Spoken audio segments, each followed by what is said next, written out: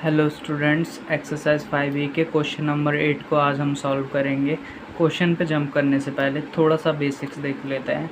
Fraction क्या होता है? कुछ भी इस तरीके से अपॉन में लिखा हो, 7/8, 6/9, 12/13, कुछ भी इस तरीके से अपॉन में लिखा हो वो फ्रैक्शन होता है। अपॉन के ऊपर वाली टर्म को न्यूमरेटर बोलते हैं, अपॉन के नीचे जो टर्म होती है उसको डिनोमिनेटर बोलते हैं। अब फ्रैक्शंस के कुछ टाइप होते हैं। मुझे लगता है आपको शैडो दिक्कत कर रही होगी। क्या करूं, मैं रात में वीडियो शूट कर रहा हूं तो प्रॉब्लम हो रही है। तो ये देखिए, फ्रैक्शन के कुछ टाइप होते हैं, प्रॉपर फ्रैक्शन और इम्प्रॉपर फ्रैक्शन और मिक्स्ड फ्रैक्शन। प्रॉपर फ्रैक्शन क्या होता है? जब न्यूमरेटर डिनोमिनेटर से छोटा हो, जब न्यूमरेटर डिनोमिनेटर से छोटा हो तो उसको प्रॉपर फ्रैक्शन बोलते हैं। इम्प्रॉपर का तो मैंने एग्जाम्पल ही नहीं लिखा। जब न्यूमरेटर डिनोमिनेटर से बड़ा हो, जब न्यूमरेटर डिनोमिनेटर से बड़ा हो तो वो इम्प्रॉपर फ्रैक्शन होता है। इम्प्रॉपर याद रखने के लिए इम्प्रॉपर की स्पेलिंग देखिए और प्रॉपर की स्पेलिंग देखिए। प्रॉपर की स्पेलिंग छोटी है तो न्यूमरेटर छोटा है, प्रॉपर की स्पेलिंग बड़ी है, इम्प्रॉपर की स्पेलिंग बड़ी है तो न्यूमरेटर बड़ा है। मिक्स्ड फ्रैक्शन क्या होता है? एक होल नंबर और एक प्रॉपर फ्रैक्शन जब आपस में मिलते हैं तो मिक्स्ड फ्रैक्शन बनता है। एक होल नंबर और जब एक प्रॉपर फ्रैक्शन आपस में मिलते हैं तो मिक्स्ड फ्रैक्शन बनता है। होल नंबर क्या होते हैं? 0, 1, 2, 3, 4, 5, 6, 7, 8, कोई सा भी नंबर, 0, 1, 2 ले लो, 5 ले लो, 6 ले लो, जीवन 0 से कोई सा भी ले लो, 1000, 1100, 1200, कुछ भी, 0 से एंडलेस तक के नंबर्स होल नंबर्स होते हैं। प्राइम नंबर्स किसको बोलते हैं? ऐसे नंबर जो या तो खुद से डिवाइड हो और 1 से डिवाइड हो और पूरा डिवाइड हो, इसका मतलब रिमाइंडर 0 छोड़ जाए, उसको प्राइम नंबर बोलते हैं। इसके अलावा किसी और से डिवाइड नहीं होना चाहिए। ऐसा नंबर जो खुद से डिवाइड हो और 1 से डिवाइड हो, यानी डिवाइड होने का मतलब है पूरा डिवाइड हो, रिमाइंडर 0 आना चाहिए, तो उसको प्राइम नंबर बोलते हैं। इसके अलावा आप किसी भी और नंबर से ट्राई करेंगे ना तो पक्का रिमाइंडर कुछ ना कुछ 0 के अलावा आएगा। तो प्राइम नंबर कौन होते हैं?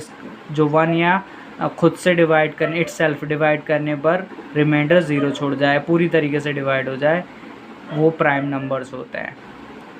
प्राइम नंबर की खासियत है वो खुद से और 1 से ही पूरी तरीके से डिवाइड होते हैं, इसके अलावा किसी से होते ही नहीं है। तो ये प्राइम नंबर्स हैं, 2 से लेके एंडलेस तक प्राइम नंबर्स। अब हम अपनी प्रॉब्लम पे आते हैं।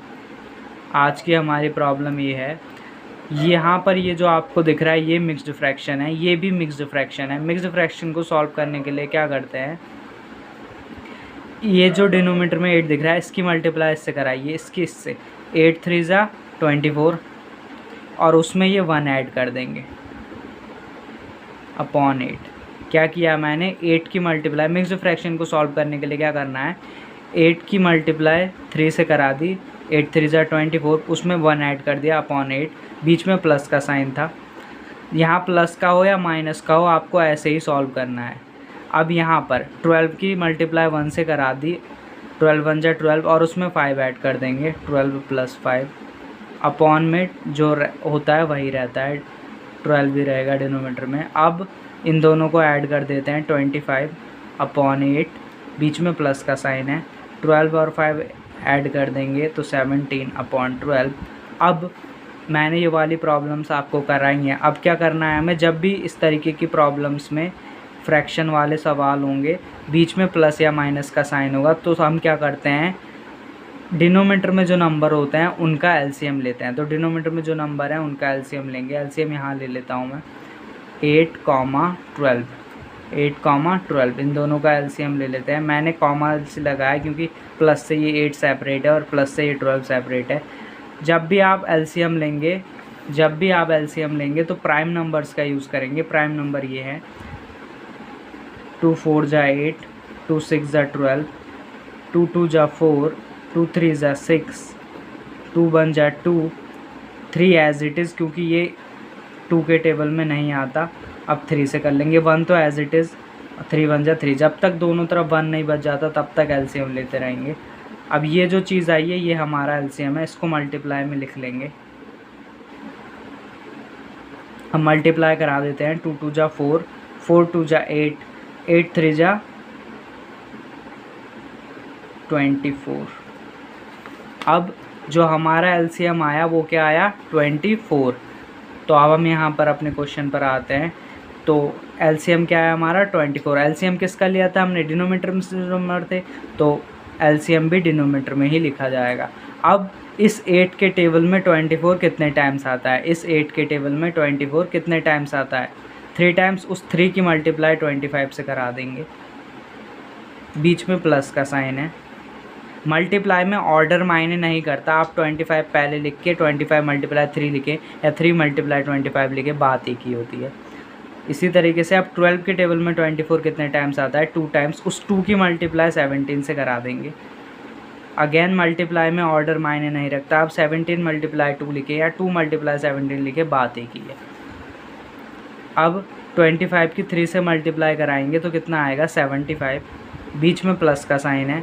17 2 जा 34 अपॉन में 24।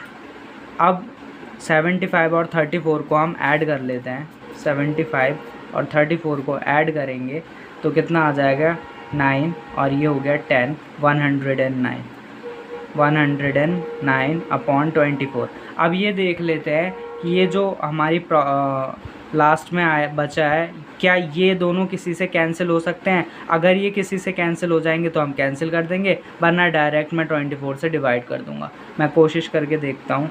अगर मैं इन दो इसको देखिए फ्रेंड्स, जब भी इस तरीके की प्रॉब्लम होती है, अगर कैंसिल करना है, अगर कैंसिल हो रहा है तो दोनों को नंबरों को आपको किसी एक ही टेबल से कैंसिल करना होगा। ऐसा नहीं है कि इससे 4 से कर रहे हैं, इससे 5 से, दोनों को किसी एक ही टेबल से। फ़िलहाल मैं अभी चेक कर लेता हूँ। अगर मैं 3 से करूँ तो 3 3 जा 9, 1 बचेगा, नहीं होगा। ये तो हो जाएगा लेकिन ये नहीं होगा 3 से। अगर मैं 2 से ट्राई करूँ तो 2 5 जा 10, लेकिन ये नहीं होगा। रिमाइंडर नहीं छोड़ना चाहिए, ये नहीं होगा। हम 24 से डायरेक्ट डिवाइड कर लेते हैं, 24 से। वैसे ये आंसर ठीक है, लेकिन आपकी बुक में आंसर मिक्स्ड फ्रैक्शन में दिया होगा, इसलिए मैं आगे कर देता हूँ। 24 से 109 को कर देते हैं। टेबल मैं 24 5 जा एक बार ट्राई करके देख लेता हूँ, नियर अबाउट जाना है हमें। 5 4 जा 20, 0 2, 5 2 जा 10 और 2 12। ये तो ज़्यादा हो रहा है। 4 टाइम्स करके देख लेते हैं। 4 4 जा 16 का 6 1 कैरी गया। 4 2 जा 8 और 1 9, ये ठीक है। तो कितनी बार 4 टाइम्स 96।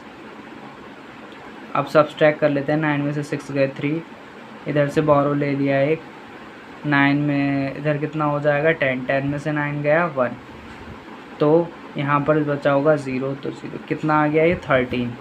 तो इसको बोलते हैं कोशेंट, ये बोलता है रिमाइंडर, और ये होता है हमारा डिवीज़र। तो एक फार्मूला याद रख लीजिए, Q R अपॉन D। अब देखिए फ्रेंड्स, ये जो हमारा रिमाइंडर है ये जो डिनोमिनेटर है वो तो एज इट इज़ ही रहेगा हमेशा।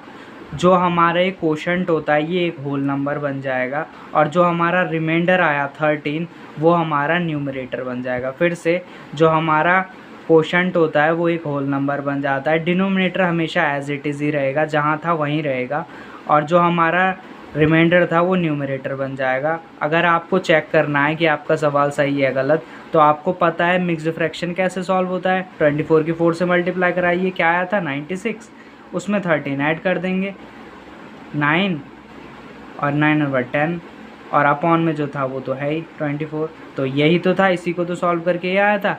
तो ये हमारी आज की प्रॉब्लम सॉल्व होती है। मिलते हैं नेक्स्ट वीडियो में, बाय बाय। ये जो FSC लिखा हुआ दिख रहा है ये कैल्सी है। इस कैल्सी को ओपन कर लेते हैं, हम अपना क्वेश्चन जो अभी हमने किया उसको इसमें डाल के चेक कर लेते हैं। मैं डालता हूँ 3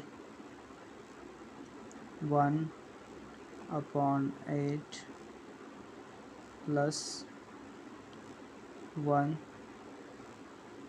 5 अपॉन 12। इसको चेक कर लेते हैं, ये डेसिमल में था, मिक्स्ड फ्रैक्शन में हमारा आंसर आया, यही बिल्कुल सही है। अगर आप इम्प्रॉपर में चेक करेंगे तो आपको आंसर ही मिल जाएगा, बिल्कुल सही है।